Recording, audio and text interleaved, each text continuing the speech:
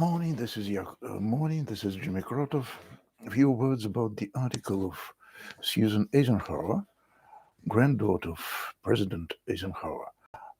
Her article of the 1997 was republished now in Russia by Kremlin media with the explanation that in 1997 Susan Eisenhower told to the world that it is dangerous to receive Poland, Lithuania, and other countries in NATO because this will be a great danger to Russia.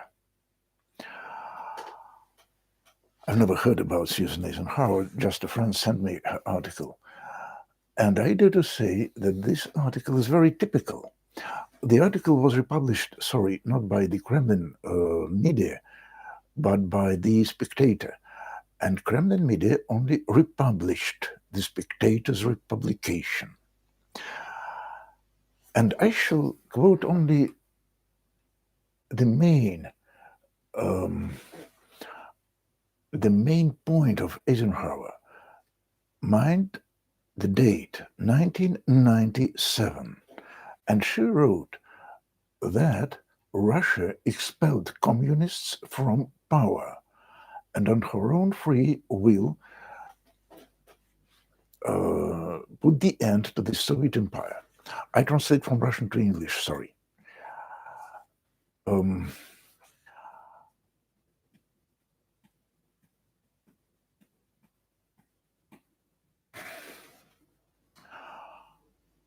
This is a mistake or this is a lie?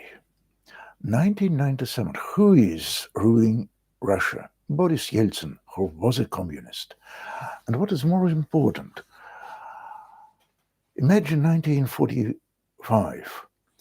Goebbels calls Roosevelt, or no, it was Truman already, and says to him that I am no more a Nazi. I am anti-Nazi. I am anti-Hitler. I will kill Hitler. And let me be the president of the new Germany. As far as I know, Roosevelt, Truman, and others were against such a development of events. But what happened in Russia in 1988, in 1991, was just the struggle of Gorbachev and Yeltsin. And it was quite similar to the struggle inside the Nazi establishment between Hering and Goebbels and so on and so forth. So the victory of Yeltsin was not the victory of democracy. And many people in the West understood this. Yeltsin only wanted to get his personal piece of power. Yeltsin prohibited free elections. Western politicians looked on all these events through fingers, as we in Russian say. They believed or stated that they believe that simply Yeltsin can't make everything in one time. So he just dispersed Soviet Union.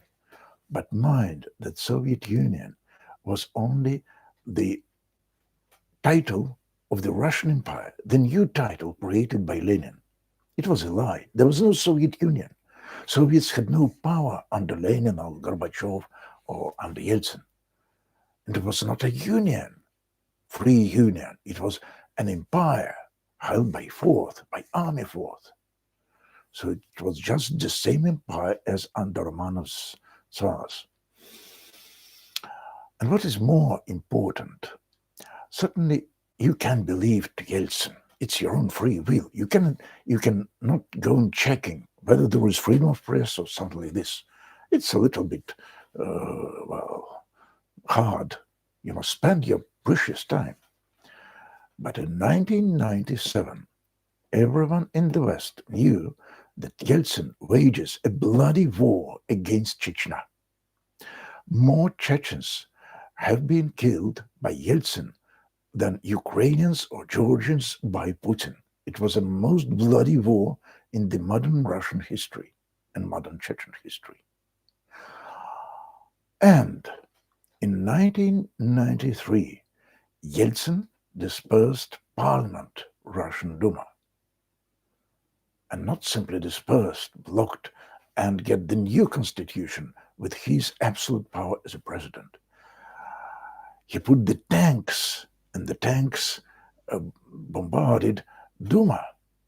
It was a special act of cruelty, of anti-democracy, to demonstrate who is the power in Russia, to demonstrate that despotism is back. And many Western observers understood this. And from 1993, they've been definitely against Yeltsin.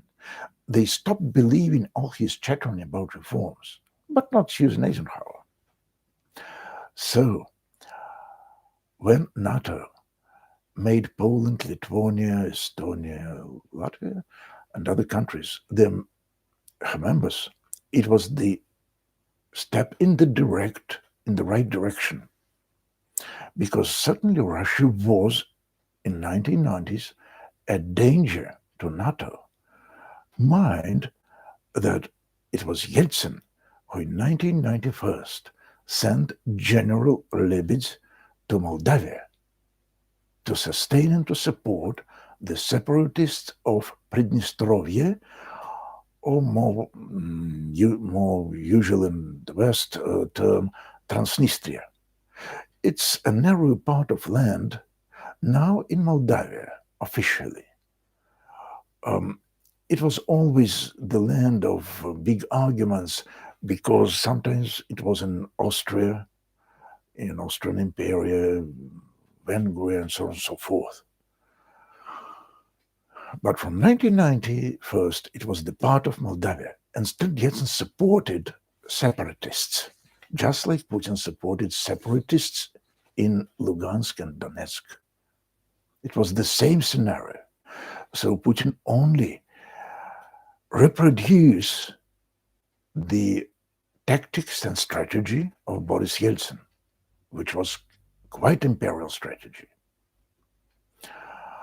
I don't know anything about Susan Eisenhower. I only know that her article was far from facts, silly. And what can I say? Nothing more. So always check. And the main criteria is blood. Whether Yeltsin killed Chechens, yes. That's the test. And all his words were null and void. You must not kill people. And when you speak, when someone, Susan Eisenhower said that Yeltsin was obliged to struggle Chechens because we struggle with terrorism and Chechens are terrorists. This is the lie first, because Chechens never were terrorists before Russian attack on Chechnya. They only wanted peaceful independence. We've made them struggle with us with arms. And second, there was no Muslim terrorism in 90s. When Yeltsin and Russian army killed all secular struggles for the Chechnya independence, then they replanted religious terrorism. It was just the same scenario as Americans who struggled Russian Empire, not the USSR, in Afghanistan, and supported Mujahideens. And they've created religious terrorism in Afghanistan, American politicians, in order to oppose Russian aggression. It was a mistake. Just like Lord Jesus in the Gospel said that you cannot struggle Satan with demons. You cannot struggle brutal force and crimes with crimes and bloodshed and so on and so forth. Jimmy Krotov, Safontьево, not far from Moscow. Bye.